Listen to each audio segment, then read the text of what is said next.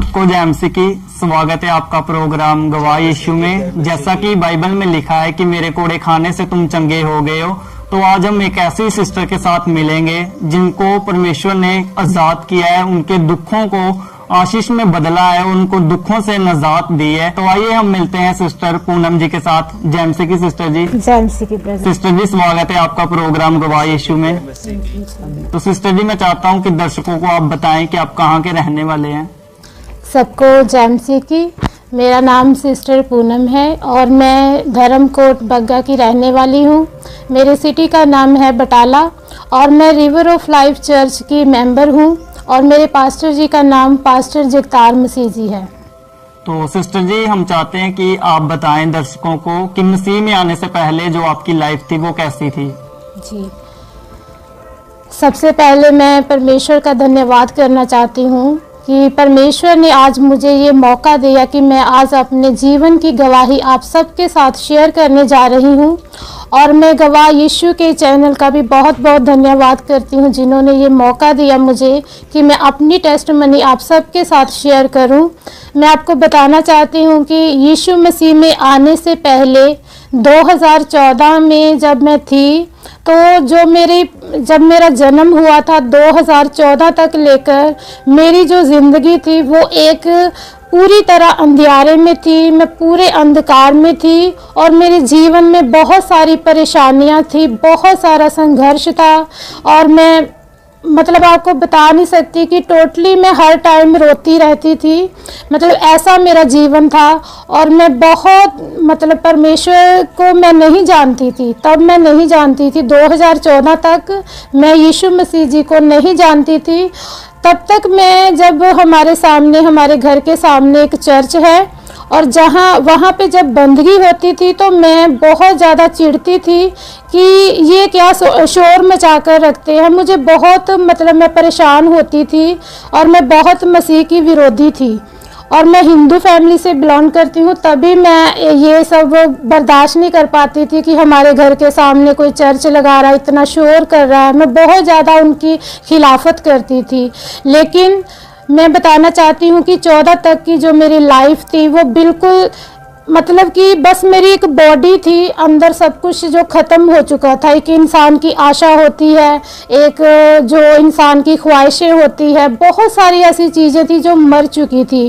क्योंकि बचपन में ही मेरी जो मदर थी उनकी जो डेथ थी एक डेविल की वजह से हुई थी। हमारे घर में एक शैतान की जिसे बोलते हैं कि आपको भी पता है कि गांव-गांव में घरों में जगह होती है। तो मेरे जो मदर थे पूरी रात तक वो कि एक ऐसे शैतान की पूजा करते थे, क्योंकि उनको भी नहीं पता था, क्योंकि शैतान ने इस तरह से उन पर कब्जा किया हुआ था।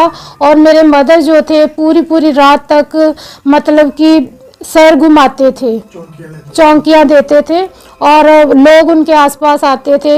लेकिन मेरी मदर ने, चाहे वो शैतान वो नहीं जानते थे, इतनी पूजा की, पूरी रात उनको टाइम दिया, लेकिन फिर भी शैतान ने क्या किया, मेरी मदर को ख़त्म कर दिया। और मेरे मदर बचपन पे ही मुझसे दूर हो गए थे। और उसके बाद आपको भी पता है जिसकी माँ नहीं होती है और पिता भी एक मैं परमेश्वर का धन्यवाद करती हूँ कि मेरे फादर हैं, लेकिन वो हैं, बाकी उन्होंने मुझे उसके बाद मेरे मदर के बाद हमको नहीं संभाला था। मैं बहुत छोटी थी, अपने ब्रदर को संभालती थी, दोनों को।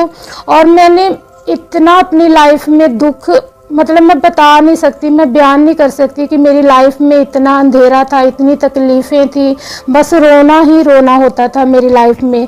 और मैं आपको बताना चाहती हूँ कि 2015 में मैं किसी जगह पे जॉब करती थी, तो मैं इतनी परेशान थी कि एक बार तो मैंने सुसाइड करने की भी कोशिश की, क्योंकि मेरी ज़िंदगी में इतनी सारी परेशानियाँ थी, इतने सारे बहुत ज़्यादा मुझे संघर्ष करना पड़ता था। मैं बहुत बिज़ी रहती थी अपनी लाइफ में, रात को सिर्फ 2 घंटे में सोती थी। इतना मेरी लाइफ में काम ही काम था, बस दूसरों की टेंशन लेना। मैं बहुत हर किसी की रिस्पेक्ट करती थी, चुप रहती थी, सुनती थी। और मुझे इतनी ज़्यादा प्रॉब्लम थी कि मेरी जो बॉडी थी ना बिल्कुल बिल्कुल मैं कमज़ोर थी। और मेरे बचपन से ही जब मेरी मदर की डेथ हुई तो मुझे टाइफाइड की समस्या थी और मेरे मतलब कि किडनीज में मेरे दोनों साइड में मतलब बहुत ज़्यादा स्टोन थे और मैं इतनी बीमार रहती थी कि मैं जितना भी काम करती थी ना, जितनी भी मेहनत करती थी, वो मेडिसिन पे ही मेरे पैसे जाते थे। एक दिन में मेरी मतलब एक दिन की जो मेडिसिन की डोज थी वो थी 45 जो टैबलेट होती है, 45 टैबलेट मैं एक दिन में लेती थी। और जो मैं काम के बाद शाम को ड्रिप जो लगवाती थी तभी मैं कुछ काम कर पाती थी। इतनी मेरे प्रॉब्लम थी, इतनी समस्या थी। और मैं आपको बताना चाहती हूँ कि उसके बाद 2015 में मैं कहीं जॉब करती थी, तो वो जॉब मैंने छोड़ दी क्योंकि मुझे कुछ प्रॉफिट नहीं हो रहा था कि सारा मेडिसिन में जा रहा था। मैं चाहती थी कि अब मैं मर जाऊँ, अब मैं कुछ नहीं, मैं जीना ही नहीं चाहती हूँ। लेकिन ऐसा हुआ परमेश्वर, क्योंकि हमारे परमेश्वर जो है वह हमें जानते हैं, क्योंकि उनकी दृष्टि जो है वो धरती पे हर जन पर लगी हुई है। तो परमेश्वर की दृष्टि जो थी वो मुझ पर लगी हुई थी, क्योंकि देखिए परमेश्वर का वचन कहता है कि मैंने माँ के गर्भ से ही तुझे चुन लिया है। उन्होंने मुझ पर चित्त लगाया था। परमेश्वर, अभी मेरे माँ बाप ने सोचा भी नहीं था, लेकिन परमेश्वर ने मेरे लिए सब कुछ प्लान कर लिया था। हालेलुया। और मैं कहना चाहती हूँ कि 2015 में फिर परमेश्वर का अनुग्रह हुआ। परमेश्वर की एक बेटी जिसका नाम है ज्योति, और सिस्टर ज्योति मुझे मिले और उन्होंने मुझे प्रभु यीशु मसीह के बारे में बताया। और जिस दिन पहले दिन ही उन्होंने मुझे बताया तो मुझे बहुत अच्छा लगा। इस तरह लगा जब मैं प्रभु में नहीं थी, जब मैंने प्रभु को नहीं जाना था ना, तो मुझे लगता था कि मैं अकेली हूँ, संसार में मेरा कोई और नहीं है। और मैं दिल में सोचती थी कि मुझे काश कोई गोद ले ले, कि ऐसा हमने कई बार देखा है कि अचानक कोई आता है किसी को गोद ले लेता है। तो मैं सोचती काश मुझे कोई गोद ले ले ताकि मुझे माँ बाप का प्यार मिल जाए। लेकिन प्रभु की महान कृपा देखिए, धरती आकाश के मालिक ने मुझे गोद ले लिया। और आज मैं इतनी आनंदित हूँ, इतनी खुश हूँ कि जो मेरे विलाप के दिन है वो पूरे खत्म हो चुके हैं। आज मैं परमेश्वर की सामर्थ से भरी हुई हूँ और पूरी तरह से परमेश्वर में मैं आनंदित हूँ और परमेश्वर का धन्यवाद करती हूँ। और सिस्टर ने जब मुझे बताया और यीशु मसीह के बारे में बताया, और तब मुझे बहुत अच्छा लगा कि मैं सच में कोई है जो मुझसे प्यार करता है। सिस्टर ने बोला कि आपको यीशु मसीह बहुत प्यार करते हैं। तो मेरे अंदर इतनी खुशी आ गई कि सच में कोई है, मैं अकेली नहीं हूँ, कोई है जो मुझे भी प्यार करता है। और उसके बाद जब मैं सिस्टर ने मेरे लिए प्रे की तो मुझे उस दिन बहुत अच्छा फील हुआ कि जैसे मतलब मेरी बॉडी से कुछ हल्का सा मुझे फील हुआ कि कुछ निकल गया है। तो मैं आपको बताना चाहती हूँ कि यीशु मसीह के जानने से पहले मैं भी अपनी माँ की तरह 3-3 घंटे चौंकियाँ देती थी, और 3-3 घंटे में चौंकियाँ देती थी और घर के सारे लोग वहाँ बैठते थे। शैतान का माहौल था, शैतान खुश रहता था, सभी बैठते हैं। आज हम अगर यीशु मसीह का वचन प्रचार करते हैं तो तब शैतान को आग लगती है, कोई भी सुनने के लिए तैयार नहीं होता है। लेकिन तब ऐसा माहौल था कि मेरे आसपास बहुत सारे लोग बैठते थे, क्योंकि मैं चौंकी देती थी, शैतान का काम कर रही थी। शैतान बहुत खुश था, बहुत सारे लोग थे, सुनते थे। और देखिए जब मुझे उस सिस्टर ने बताया कि आपके घर में कोई प्रॉब्लम है, आपकी मदर की डेथ भी उसी के कारण हुई है, तो मेरे मन में आया कि ठीक, सिस्टर तो बिल्कुल सही बोल रहे हैं, मैं भी वैसा ही कर रही हूँ। तो जब उस सिस्टर ने मेरे लिए प्रे की, मैं बहुत आनंदित हुई और मैंने घर में आके अपने लिए प्रार्थना की। तो उस सिस्टर ने एक गवाही बताई कि सिस्टर जी, जो हमारे प्रभु यीशु मसीह है वो जीवित परमेश्वर है, वो जिंदा परमेश्वर है। अगर आप उसे पुकारेंगे तो वो आपको आवाज़ देंगे, क्योंकि वचन में भी लिखा है, भजन संहिता में लिखा है 65 में लिखा है कि हमारा परमेश्वर प्रार्थना सुनने वाला ही नहीं, उसका उत्तर देने वाला परमेश्वर है। तो सचमुच पहली ही प्रार्थना का परमेश्वर ने मुझे उत्तर दिया। तब मैं बहुत बीमार थी, हमारे पास खाने के लिए भी इतने पैसे नहीं थे, हमारे घर की कंडीशन बहुत खराब थी। लेकिन उस वक्त मैंने एक ही चीज़ मांगी कि यीशु मसीह मुझे आप चाहिए, मुझे और कुछ नहीं चाहिए, परमेश्वर मुझे आप चाहिए। जिस तरह आपने उस बहन को बेटी कह के बुलाया, आप मुझे भी बेटी कहकर पुकारिए। हालेलुया। तो तब उस वक्त ऐसा हुआ कि मेरी पहले दिन की 1.5 घंटे की प्रार्थना थी। मुझे टाइम पूरा करेक्ट याद है कि मैं 1.5 घंटे तक प्रार्थना करती रही, और तब मुझे प्रार्थना करना भी नहीं आता था। मेरे वर्ड जो थे वो टूटे फूटे थे, बिल्कुल भी मुझे प्रार्थना करनी नहीं आती थी। लेकिन परमेश्वर, देखिए इंसान जो है वो हमारा बाहरी रूप देखता है, लेकिन परमेश्वर हमारे अंदर का रूप देखता है।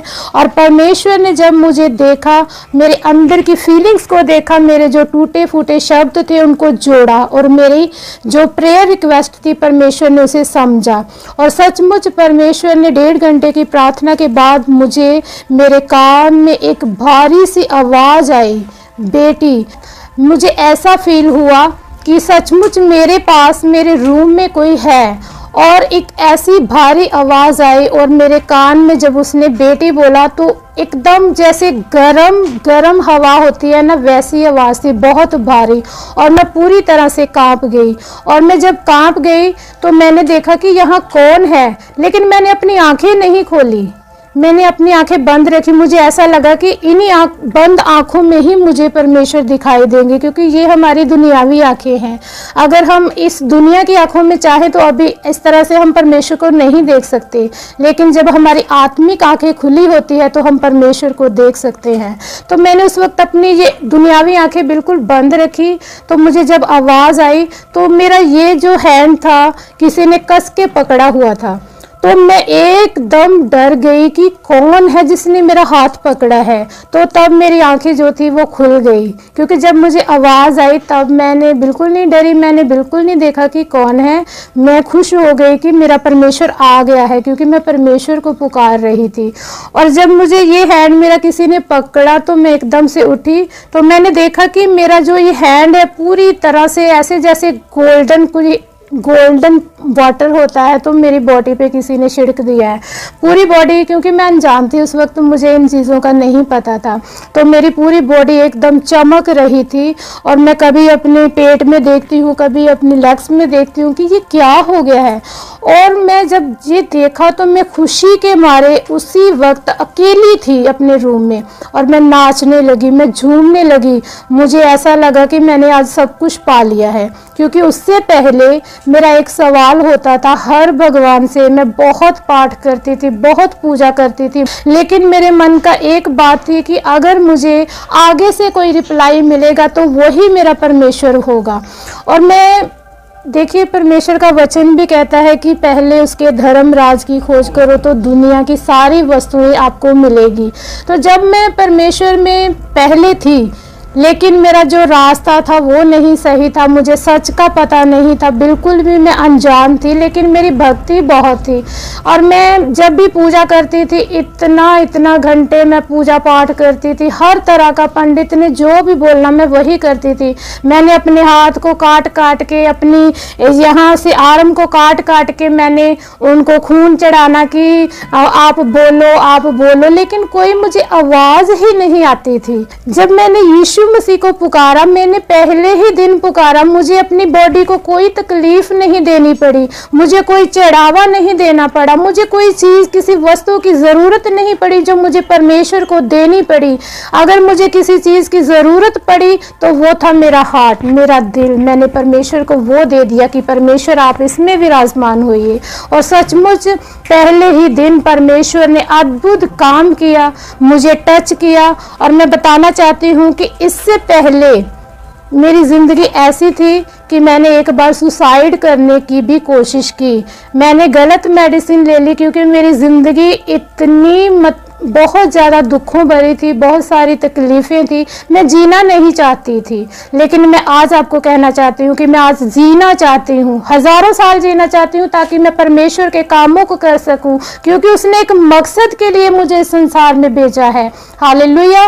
तो सिस्टर जी, आपने जैसे बताया कि आपने सुसाइड करने की कोशिश की, तो आपने क्या किया था? मतलब उस पर बताएं लोगों को कि आपने क्या किया था, क्या था वैसा? उस वक्त मैं, मतलब कि जब मैंने सुसाइड करने की कोशिश की थी थी, मैं कुछ काम सीखती थी, तो वहाँ पे लड़कियाँ थी, उन्होंने भी मुझे टॉर्चर किया और भी बहुत सारे लोग थे, मुझे बातों बातों में टॉर्चर। कोई कहता था तेरी शक्ल अच्छी नहीं है, कोई कहता था ये वो, मतलब मेरी सूरत को लेकर मुझे हर एक किसी ने टॉर्चर किया था और भी बहुत सारी बातों को लेकर मुझे टॉर्चर किया था।